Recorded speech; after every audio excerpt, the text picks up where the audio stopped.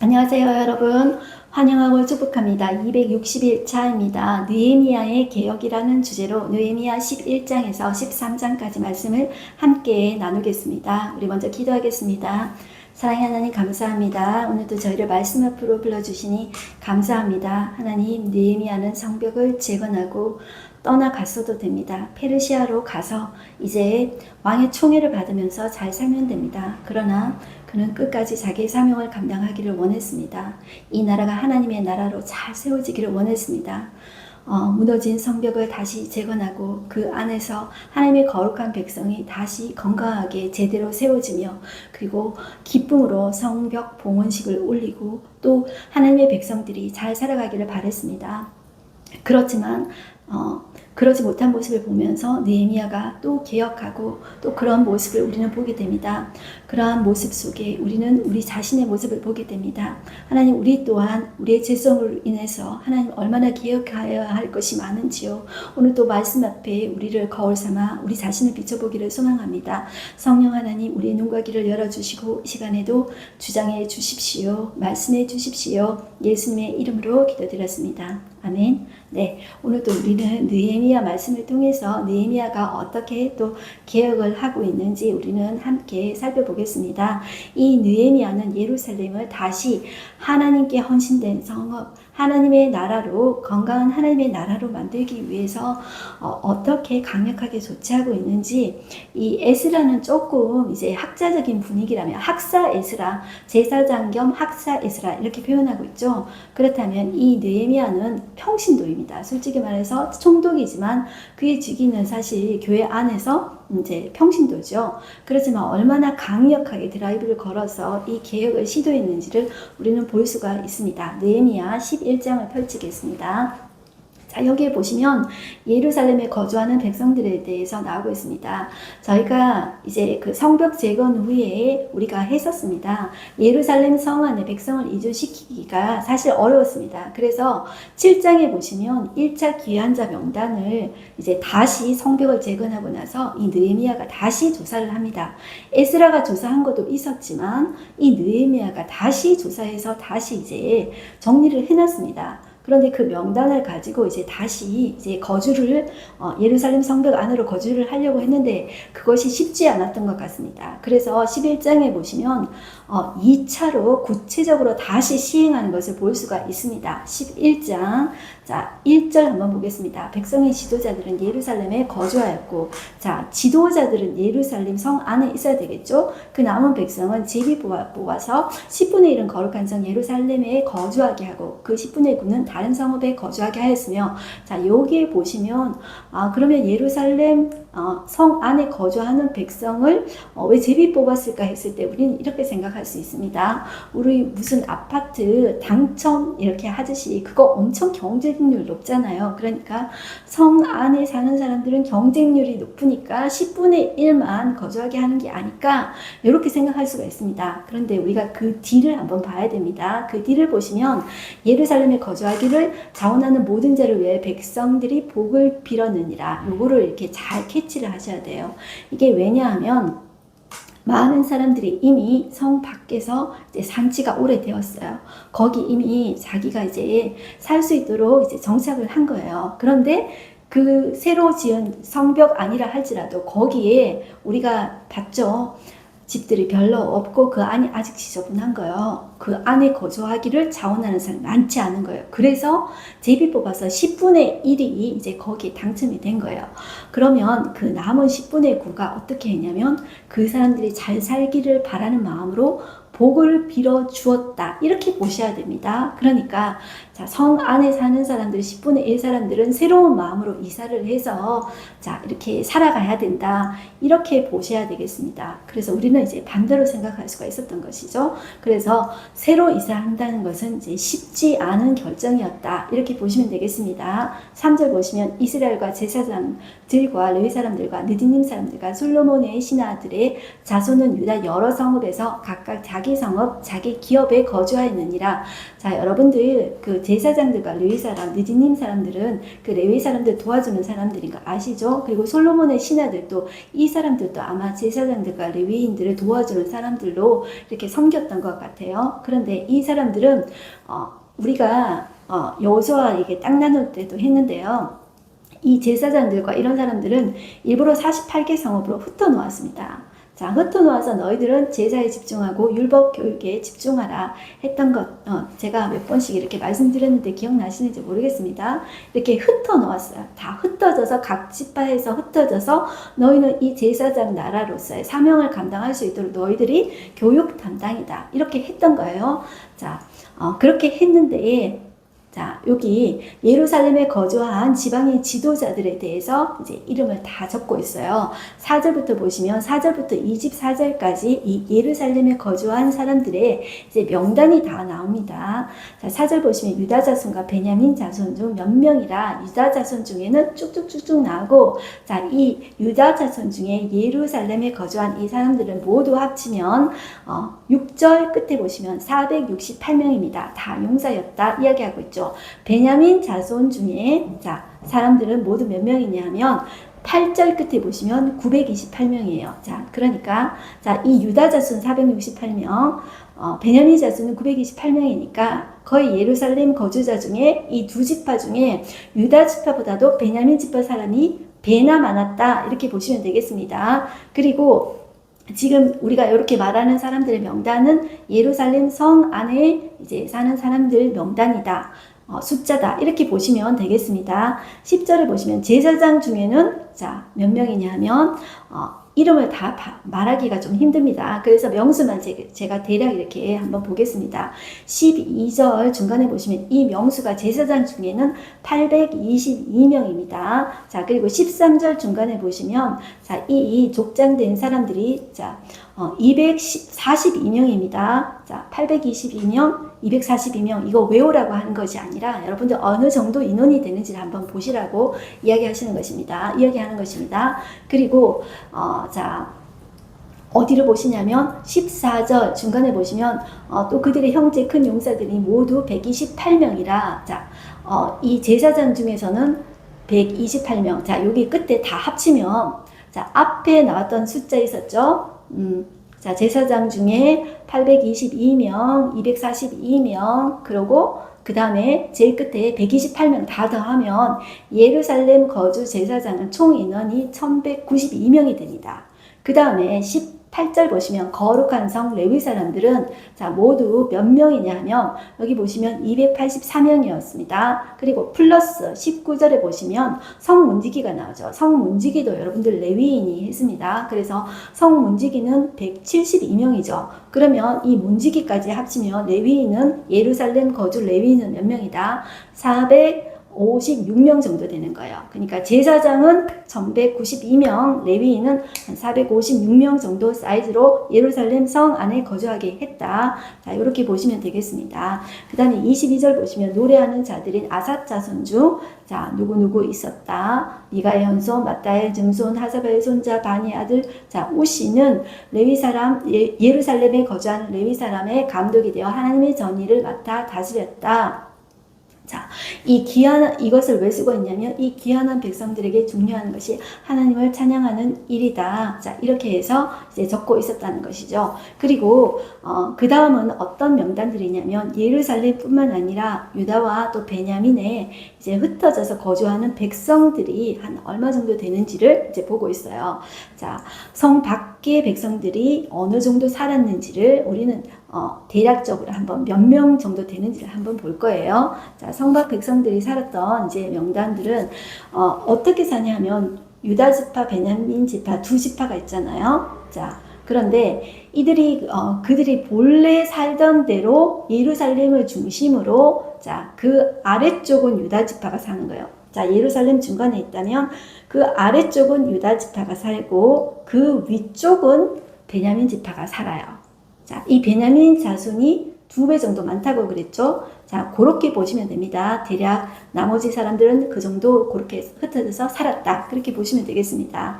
자, 그리고 뭐 어디에 거주했는지 이름은 저희가 다 몰라도 대략 이제 예루살렘을 중심으로 아래쪽은 유다 자손, 자, 위쪽은 베냐민 자손이 흩어져서 살았다. 이렇게 보시면 되겠습니다. 그 다음에 12장으로 넘어오겠습니다. 12장에 보시면 제사장과 레위 사람들의 또 이름이 나옵니다. 자, 이것이 7장에서 이미 1차기 포로기한 이 사람들의 이름이 이미 다 나왔습니다. 그런데 이 이름을 이 느헤미야는 또 밝히고 있어요.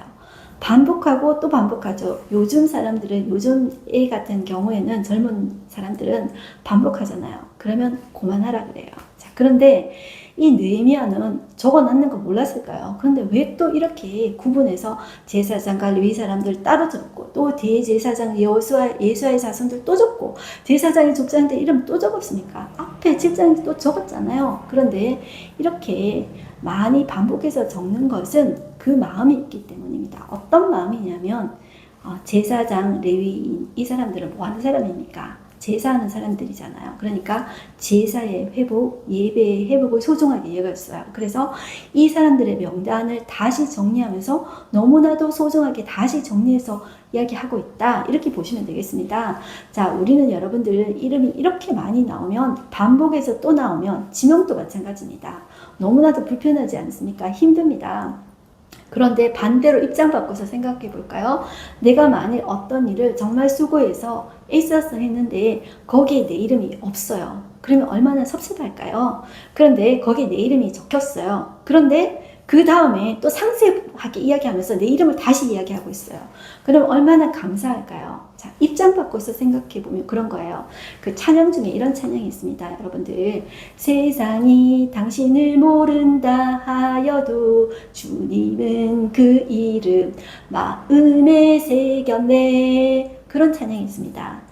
세상은 우리를 몰라주고 그 후세대는 우리의 이름을 알기를 원치 않지만 하나님은 우리의 이름을 생명책에 새기고 그리고 그 이름을 아시는 거예요. 그리고 느헤미야도 이 사람들을 너무나도 소중하게 생각하는 거예요. 이 사람들은 제사 회복하는데 정말 귀하게 쓰인 사람입니다. 앞에서도 이름을 했지만 다시 자세하게 다시 하면서 제사장 나라의 회복, 이것은 너무나도 꿈꿨다는 것이죠. 에스라도 꿈꿨지만 이 느헤미야도 평신도 지도자로서 너무 이 하나님의 나라의 회복을 꿈꿨다는 것입니다. 그렇게 보시고 우리가 이 사람들 명단 다 몰라도 정말 귀한 사람들이구나 이렇게 보시면 된다는 거예요. 입장 바꿔서 우리가 생각해 보시면 된다는 것입니다. 1절 보시면 스알디엘의 아들 스룹바벨과 예수와 함께 돌아온 제사장들과 자 1차 보로 귀환한 사람들 이름 이야기했었죠. 그 이름을 또다시 분류해서 또 이야기하고 있다는 거예요. 자 제사장들과 레위 사람들이 이러하니라. 제사장들은 스라야와 예레미야와 에스라와 자 제가 이 이름을 다시 왜 이야기하냐면 여기 나오는 예레미야는 우리가 알던 유다 망할 때 있었던 그 선지자 있죠? 그 예레미야 아닙니다. 다른 사람입니다. 이름이 똑같습니다. 그리고 에스라 뒤에 나오죠. 이 에스라는 우리가 아는 그 학사 에스라 아닙니다. 동명이인이라고 보시면 되겠습니다. 자, 그렇게 명단 이름이 쭉 있다. 이렇게 보시고요. 자, 그 다음 카테고리에는 대제사장 예수아의 자손들에 대해서 나옵니다. 자, 나오는데 바로 그 전에 8절에 보시면 레위 사람들 중에 예수아도 나오죠. 자, 대제사장 이름이 예수와 여호수아, 예수님 이름하고 동일한 거예요. 똑같은데 레위 사람 이름 중에서도 예수아가 있었다. 자, 이렇게 보셔야 됩니다. 그리고 이 대제사장 예수아의 자손들에 대해서 10절부터 이름을 이제 상세하게 이야기하고 있어요. 10절, 예수아는 요야김을 낳고, 요야김은 엘리야십을 낳고, 엘리야십은 요야다를 낳고, 요야다는 요다나를 낳고, 요나다는 얏두아를 낳았느니라. 자, 이렇게 계보에 대해서 이제 말씀하고 있어요. 자, 그런데 정말 안타까운 것은 이 엘리야십은 이 느헤미야 끝에 그 이름이 나오는데 참 불명예스러운 일을 했어요. 그것은 나중에 끝에 나누기로 하고요. 자, 제사장의 족장들에 대해서도 자, 이름을 쭉 이제 이야기하고 있습니다. 자, 요것은 그냥 이렇게 여러분들 한번 읽어보시면 되겠습니다. 그 다음에 카테고리는 22절부터 23절까지는 이 제사장과 레위 사람들에 대해서 이제 추가적인 정보에 대해서 이제 이야기하고 있다. 자, 이렇게 보시면 되고, 24절에서 26절은 레위 사람들의 사역에 대해서, 자, 그 사람들이 뭘 하냐면 찬양하고 이제 악기하는 사람들이 있었고 문지기들도 있었죠. 자, 그런 일들을 했었다. 이렇게 보시면 되겠습니다. 이 일들은 자, 모두 책에 다 기록되었고 역대지략이라는 이제 책에 다 기록되었다. 역대지략이라는 것은 우리 열왕기 할 때 했었죠. 자, 다 기록되었다. 자, 이렇게 말씀하고 있습니다. 자, 그렇게 카테고리를 보시고요. 자, 사람 이름을 이렇게 다 적어 놓고 그 다음에 그리고 나서 느헤미야가 성벽 봉헌식을 하게 됩니다. 자, 이 느헤미야는 이렇게 헌신한 사람들을 되게 소중하게 여겼던 것 같아요. 그리고 그 사람들의 이름을 먼저 밝히고 이제 우리는 성벽 세우고 나서 바로 성벽 봉헌식 이렇게 생각하는데 사람들 먼저 그 영광스러운 이름들 먼저 이렇게 다 하나님의 마음으로 이렇게 다시 적었던 것 같아요. 그리고 이제 성벽 봉헌식을 이제 기쁨으로 하게 됩니다. 어떻게 하냐면 27절부터 한번 보실까요? 예루살렘 성벽을 봉헌하게 되니 각 처에서 레위 사람들을 찾아 자, 예루살렘을 데려다가 하는 거예요. 자, 지금 각 처에 제사장과 레위인들은 흩어져 있었다 그랬죠. 자, 그 안에 우리가 아까 예루살렘 성 안에는 제사장 몇 명, 레위인 몇 명 했던 기억나시죠? 그 밖에 흩어진 다른 사람들 예루살렘으로 데려다가 이제 성벽 봉헌식 하는 거예요. 자, 데려다가 감사하며 노래하며 재금치며 비파 수금을 타며 즐거이 이제 봉헌식을 행하려 하는 거예요. 자, 이렇게 행하려 하는데 먼저 어떤 일을 하냐면 정결의식을 행합니다. 정결의식을 어떻게 하냐면 율법서에 이미 다 기록이 되어 있죠. 모세오경에. 그것을 따라서 여기에는 적혀져 있지 않습니다. 어떻게 정결의식을 구체적으로 했는지 이미 모세오경에 적혀져 있는 대로 율법에 나오는 대로 정결의식을 한 것입니다. 정결이라는 말을 이제 다른 말로 이제 구별되다 이렇게 이제 보시면 되겠습니다. 30절 보시면 제사장들과 레위 사람들이 몸을 이제 먼저 정결하게 하는 거예요. 그들의 몸을 먼저 정결하게 하고 또 백성과 성문과 성벽을 정결하게 하니라. 자, 이 성문과 성벽을 어떻게 정결하게 하냐면 그 율법에 보면 이게 나옵니다. 거룩한 관유 있죠. 그런 것들 이제 바르는 거예요. 그렇게 발라서 거룩하게 이제 정결하게 구별하는 거예요. 이것은 우리는 이제 제사장들, 레위인들도 우리는 하나님의 것입니다. 자, 이것은 구별된 것입니다. 하나님의 것입니다. 이렇게 이제 올려드리는 거예요. 그리고 어떻게 하냐면 31절 보시면 이에 내가 유다의 방백들을 성벽 위에 오르게 하고 또 감사 찬송하는 큰 무리를 둘러 나뉘었어요. 자, 이 봉헌식 하는데도 느헤미야가 주도적으로 하고 있는 모습을 볼 수가 있어요. 자, 우리가 이것을 살피는데요. 아까 방백들은 성벽 위로 이제 올라가게 하고 이 찬양하는 사람들을 두 그룹으로 나눕니다. 두 그룹으로 나누어서 한쪽 이제 절반 무리는 오른쪽으로 가게 하고 이제 한쪽 이제 무리들은 이제 왼쪽으로 가게 해서 둘러 나누어서 시계 반대 방향으로 이렇게 돌아서 다시 만나게 이렇게 이제 했습니다. 그래서 뭐 구체적인 것은 여러분들 그 길은 여러분들 대강 몰라도 둘러 나누어서 이렇게 정말 하나님을 기쁘게 찬양하게 하면서 했구나 이렇게 보시면 되는 것입니다. 자, 그래서 큰 무리를 둘러 나누어 성벽 위로 대오를 지어 가게 하였는데 한 무리는 오른쪽으로 이제 분문을 향하여 가게 하니 그 뒤를 따른 자는 호세아와 뭐 이렇게 지도자 절반이고 또 36절에 보면 또 제사장들의 자손 몇 사람이 나팔을 잡았고 중간쯤 보시면 아삽의 6대손 스가랴와 또 뭐 어떤 사람들이 다윗의 악기를 잡았고 나오죠. 그리고 학사 에스라가 앞섰다는 거예요. 자, 이 오른쪽으로 가는 사람은 다시 한번 정리해 볼까요? 오른쪽으로 가는 사람은 학사 에스라가 앞장서고 그 뒤에 제사장 몇 사람이 나팔을 잡고 그리고 아삽의 자손 이 제사장 레위인들이 다윗의 악기를 잡고 그 다음에 지도자들이 뒤에 절반 따르고 그 뒤에 이제 백성들이 따라갔다 이렇게 보시면 돼요. 자, 그리고 38절 보시면 이제 반쪽 다른 무리들은 왼쪽으로 행진하는 거예요. 38절 보시면 감사 찬송하는 다른 무리 절반은 왼쪽으로 행진하는 거예요. 아까 무리는 오른쪽으로 행진하고 자, 다른 쪽 무리는 이제 왼쪽으로 행진하는 거예요. 자, 에스라가 앞에 딱 서고 했다 그랬죠.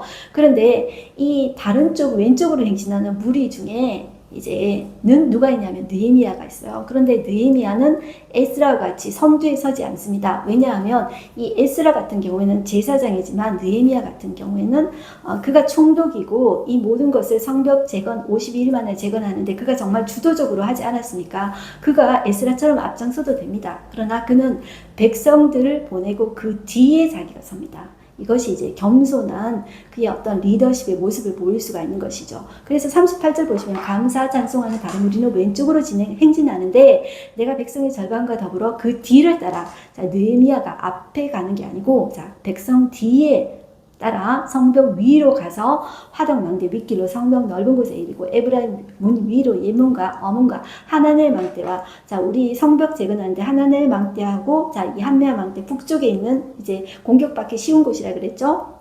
자, 지나서 양문에, 자, 우리 성벽 재건할 때 양문에서 시작해서 반시계 방향으로 해서, 자, 양문에서 이제 끝나는 걸로 했었죠. 자, 이 양문에 이르러 감옥문에 멈춤에, 이 감옥문은 정확한 곳이 어떤 곳인지는 잘 모른다고 그래요. 그러니까, 자, 이 양문 근처라고 생각하시면 되겠죠. 그러니까, 자, 여기에서 이제 같이 합류하는 거예요. 40절 보시면, 이 감사 찬송하는 두 무리가 하나님의 전에 선 거예요. 자, 섰고, 또, 나와 민장의 절반도 함께 하였고 또 제사장 무리 쭉쭉 하고 뭐 나팔 잡고 이렇게 하는 게 있죠. 그리고 43절 한번 보실게요.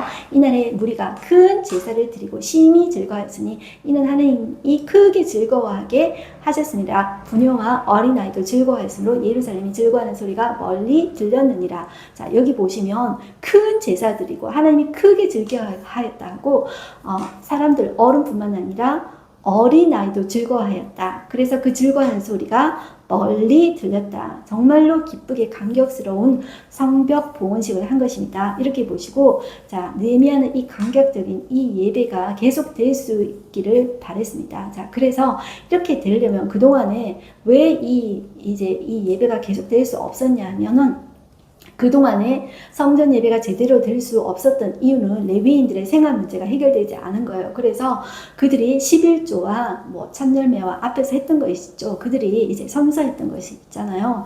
자, 그 문제가 생활 문제가 해결돼야 되는 거예요. 그래서 44절 보시면 그날에 사람을 세워 국간을 맡기고 제사장들과 레위 사람들에게 돌릴 것, 곧 율법에 정한 대로 거제물과 처음 익은 것, 자 만물 천열매 있죠. 그리고 11절로 모든 성읍밭에서 거두어 이 국간에 쌓게 하노니 이는 유다 사람이 섬기는 제사장들과 레위 사람들을 말미암아 즐거워하기 때문이라. 자 이렇게 자 헌신하도록 해서 이 레위 사람들과 제사장들이 헌신해서 계속 이 예배가 이어지기를 제사가 이어지기를 이제 소망했다. 이렇게 보시면 되겠습니다.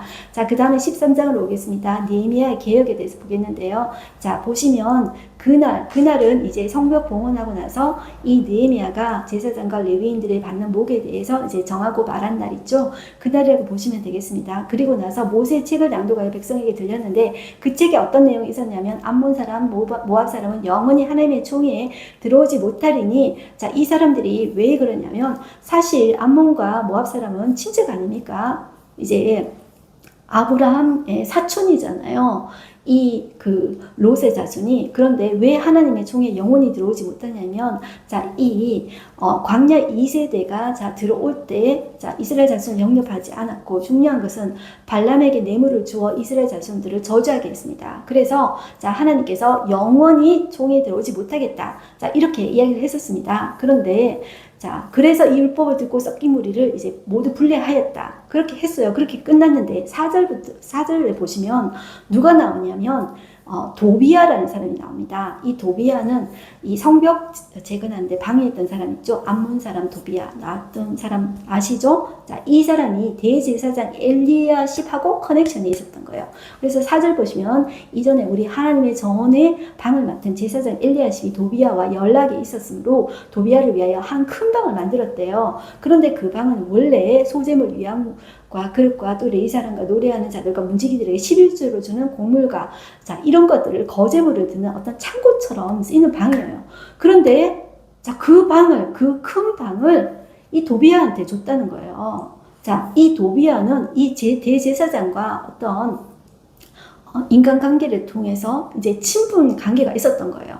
그런데 아무리 그렇다고 해가지고 아까 말했잖아요. 그죠? 암몬 사람은 영원히 총회에 하나님의 총회에 들어오지 못한다고 했는데 대제사장이 이럴 수가 있습니까? 자, 이 도비아는 이런 이제 자기 와이프도 유대인이고 자기 아들 와이프도 그러니까 며느리도 유대인이고 이렇게 해서 이제 이런 친분 관계를 통해 가지고 이제 대제사장하고도 연락하고 유대인들과도 이렇게 아부를 하고 이런 관계를 가지고 있었던 거예요. 그러면서도 끊임없이 느헤미야를 견제하기 위해서 그의 어떤 동태를 파악하고 그런 일에 이런 사람들을 스파이로 썼겠죠. 자, 이렇게 했다는 거예요. 정말 분별 없는 행동이죠. 자, 그래서 이 방이 조금 전에 어떻게 했습니까? 느헤미야가 자, 이 제사장들과 레위인들을 위해서 그들이 이제 그들의 생활을 보장해줘야 떠나가지 않고 있잖아요. 그런데 생활을 보장해주지 않았기 때문에 그들이 또 떠나고 그 방을 도비아한테 줬다는 거예요. 이런 일이 있었다는 거예요. 그런데 이때 그러면 느헤미야는 뭐 했지? 그런데 그게 뭐냐 하면 자, 바로 뒤에 나옵니다. 6절 보시면 그때는 내가 예루살렘에 있지 아니하였느니라. 그게 한 1, 2년 정도 된다고 학자들은 보는 거예요. 자, 이 바벨론 왕 아닥사스다 32년에 내가 왕에게 나아갔다가 자, 지금 총독으로서 성벽 재건하고 12년 정도 20년에 왔잖아요. 아닥사스다 20년에 와서 32년에 갔다가 온 거예요. 그러니까 12년 정도 총독 일을 하고 자, 하나님의 나라 백성들을 세우고 자, 1, 2년 있다가 온 거예요. 자, 그리고 왕에게 말미에 청하고 예루살렘에 다시 이르렀는데, 자, 엘리야십이 도비아를 위해서, 자, 방을 내주고, 막 이런 일이 있었던 거예요. 그래서 이 엄청 화가 난 거예요. 그래서 8절 보시면 내가 심히 근심하여서 도비아의 세가는 그 방 밖으로 다 던지고 명령하여 그 방을 정결하게 하고, 다시 그리로 돌아 놓았는 거예요. 자, 그리고 10절부터 보시면 내가 또 알아본 즉 레위 사람들이 이제 그 받을 몫을 주지 않은 거예요. 그러니까 레위 사람들이 생활이 보장되지 않으니까 도망간 거예요. 자, 그래서 다시 불러들인 것입니다. 레위 사람들과 노래하는 자들이 다 각기 자기 밭으로 도망갔는데 그 민장들을 다 꾸짖은 거예요. 그러면서 다시 불러들였어요. 자, 그래서 자, 그리고 12절 보시면 자, 너희들 만물하고 11조 다시 가졌다가 다시 해라. 그리고 이제 곳간에 드렸습니다. 자, 그리고 담당자를 정했습니다. 13절을 보시면 제사장 셀레마 서기관 사독 레위사람 분나야 창고지기 주 담당 그리고 부 담당 버금으로 자 삭골의 아들 하난을 버금으로 삼은 거예요. 그들이 충직한 자로 인정됨이라. 자 이렇게 너희들 담당해서 해야 된다. 그리고 이 느헤미야는 하나님 이 일로 말미암아 나를 기억하옵소서. 자 그리고 내가 행한 이 선한 일을 도말하지 마옵소서. 이렇게 이제 기도합니다. 그리고 그들이 여러분들 지난번에 선서하면서 자 선언문 독립선언문 자 이런 피로 완전히 하듯이 하고 서명하고 도장 딱 찍었잖아요. 그때 뭐 했습니까? 하나님 율법 지키겠습니다. 말씀 지키겠습니다. 이방 결혼 하지 않겠습니다. 안식일, 제사, 절기 지키겠습니다. 그리고 또 뭐라 그랬죠? 성전 지키겠습니다. 하는데 지금 다 와야 된 거예요. 아까 성전 지키지 않았죠. 레위인들 보장하지 않았죠. 그 다음에 뭐냐 하면 안식일이 엉망이 되어버린 것이죠. 그래서 보니까 어떤 사람들이 15절부터 보면 안식일에 술틀 받고 곡식단을 나귀에 들어오고 또 어떤 일이 또 있었냐면 두로올 사람은 장사를 잘하는 사람입니다. 무역을 잘하는 사람이죠. 해상무역을 잘합니다. 그런데 자 옛날에는 예루살렘이 폐허가 되었는데 지금 이제 살만한 거예요. 그러니까 여기 와서 두로 사람이 장사를 하는 거예요. 자 그래서 내가 유다의 모든 기인을 꾸짖은 거예요. 어째 이런 일을 허용했느냐. 자, 그래서, 자, 아주 엄하게 했습니다. 그래서, 자, 이 선문을 닫고 안식일이 지나기 전에 열지 말라 하고 이제 사람들을 세웠습니다. 그런데, 자, 이 장사꾼들과 이런 사람들이, 자, 여기 문 앞에서 자는 거예요. 예루살렘 성 밖에서 이제 자는 거예요. 그런데 그 사람들을 이제 느헤미야가 이제 화내면서 경계해서 너희가 어찌 성 밑에서 자느냐? 다시는 이렇게 하지 마라. 그러면 내가 잡겠다. 이렇게 한 거예요. 자, 그래서, 다시는 이제 이런 일이 있지 않았다. 안식일도 엉망되었죠. 자, 그런데 또 보니까 뭐냐 하면 또 결혼하지 않겠다 그랬죠. 이방 여인과. 자, 그래서 23절 보시면 그때 내가 또 본즉 유다 사람이 아스돗과 암몬과 모압 여인을 맞아 아내로 삼았는데 그들 자녀가 아스돗 방언을 절망쯤은 하여도 유다 방언은 못하니 그 하는 말이 각 족속의 방언이므로 내가 그들을 책망하고 저주하며 그들 중 몇 사람을 때리고 그들의 머리를 뽑고 이르되 너희는 너희 딸들을 그들의 아들들에게 주지 말고 너희 아들들이나 너희를 왜 그들의 딸들을 데려오지 아니하겠다고 하나님을 가리켜 맹세하라. 그때 벌써 맹세하고 선서하고 우리가 만약에 이것을 지키지 않는다면 우리는 저주를 받을 것입니다. 이렇게까지 맹세했잖아요. 그런데 내가 1, 2년 지금 페르시아 갔다 왔는데 또 엉망이 되어버리는 거예요. 그러니까 오죽했으면 뭐 그 사람들 머리털 뽑고 막 때리고 그랬을까요? 정말 피가 거꾸로 이제 솟구치는 거예요. 느헤미야는 거룩한 분노인 거예요. 자, 그러면서 이렇게 이야기하는 거예요. 솔로몬 너희들 생각해봐라. 그처럼 하나님의 많은 사랑을 입은 사람이 누구냐? 그런데 그가 이방 여인 데리고 와가지고 우상 데리고 오지 않았느냐? 지금 이제 그 이야기를 또 하고 있는 것입니다. 그리고 28절 보시면 이 대제사장 엘리야십 있죠? 이 사람 진짜 문제입니다. 손자 요야다의 아들. 자, 그 손자가 호론 사람 산발랏이잖아요. 성벽 재건할 때 방해했던 제일 방해했던 주 인물, 요 인물 있죠. 산발랏 있잖아요. 그 사람의 사위가 되었대요. 대제사장 엘리야십의 손자가. 그래서 쫓아내어서 나를 떠나게 했다고 이야기해요. 29절 내 하나님이여 그들의 제사장 직분을 더럽히고 제사장의 직분과 레위 사람에 대한 언약을 어겼사오니 그들을 기억하옵소서 이렇게 이야기를 합니다. 자, 마지막 끝절입니다. 내가 이와 같이 그들에게 이방 사람을 떠나게 하여 그들을 깨끗하게 하고 또 제사장과 레위 사람들의 반열을 세워 각각 자기의 일을 맡게 하고 또 정한 기한에 나무와 처음 익은 것을 드리게 하였사오니 내 하나님의 나를 기억하사 복을 주시옵소서. 자, 여러분들 그 뒤에 어떻게 되었을까요? 이렇게 기억했는데 자, 어떻게 됐냐면 이렇게 기획을 또 했잖아요. 그런데 한 14년이 흘러서 하나님은 말라기 선지자를 보냅니다. 말라기는 끝에 있다고 말라기가 아니고요. 말라기 선지자 이름입니다. 그런데 또 엉망이 되어버리고 말아요. 그것을 고발하는 게 바로 말라기서입니다. 자, 그것은 우리가 이제 말라기서 들어가서 함께 나누겠습니다. 오늘 하루 한 절 말씀 보겠습니다. 내 하나님이여 이 일로 말미암아 나를 기억하옵소서. 내 하나님의 정과 그 모든 직무를 위하여 내가 행한 선한 일을 도말하지 마옵소서. 자, 이렇게 열심히 했는데도 인간의 죄성이라는 것은 끊임없이 올라오는 것 같아요. 그렇지만 최선을 다하고 나서 하나님 내가 한 일에 대해서 하나님 기억해 주십시오. 이렇게 기도하고 있습니다. 느헤미야는 여러분들 우리도 마찬가지입니다. 우리가 한다고 하지만 한계가 있지 않습니까? 그렇지만 하나님은 이 모든 것들을 기억하고 계신다는 것입니다. 사람은 잊어도 하나님은 잊지 않고 계십니다. 우리의 수고와 노력을 하나님은 절대로 잊지 않고 계십니다. 그러니 우리는 신실하게 하나님 앞에 나아갔으면 좋겠습니다. 우리가 부족하지만 하나님은 우리를 통해서 일하십니다. 기도하겠습니다. 하나님 아버지 감사합니다. 오늘도 저희는 느헤미야의 개혁에 대해서 보았습니다. 하나님 개혁하고 또 개혁해도 끊임없이 스물스물 올라오는 그들의 죄성을 봅니다.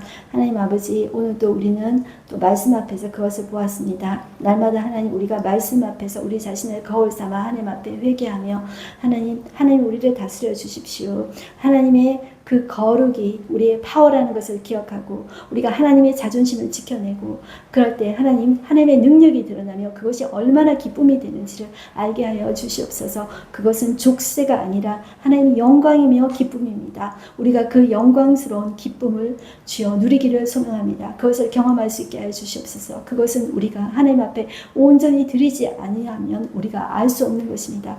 우리가 주인 되지 아니하고 하나님 앞에 온전히 드리고 하나님께서 온전히 다스려 주실 때 그 하나님의 거룩함이 임하고 하나님의 충만한 능력이 우리 가운데 임할 것입니다. 주여 역사해 주셔서 하나님의 다스림이 우리 온전한 기쁨 되게 하여 주시옵소서. 그것이 파워라는 것을 꼭 기억하게 하여 주시옵소서. 이 무너진 하나님의 나라 하나님 아버지 꼭 세우게 하여 주시옵소서. 세상에 있는 것은 풀과 꽃같이 없어질 것입니다. 그러나 영원한 것은 하나님의 나라입니다. 지금은 불완전하지만 하나님이 오시는 그때 예수 그리스도께서 오시는 그때 그 하나님의 나라는 온전히 서게 될 것입니다. 하나님 아버지 그렇지만 부족하지만 하나님 아버지 우리가 하나님의 나라 백성으로서 그 하나님의 나라를 세워가는 데 쓰임받기를 소망합니다. 하나님 역사해 주십시오. 예수님의 이름으로 기도드렸습니다. 아멘. 네, 제가 오늘도 좀 내용이 많아서 급하게 했습니다. 여러분들 자존심으로서 살아내는 여러분들이 되셨으면 좋겠습니다. 승리하십시오. 화이팅입니다.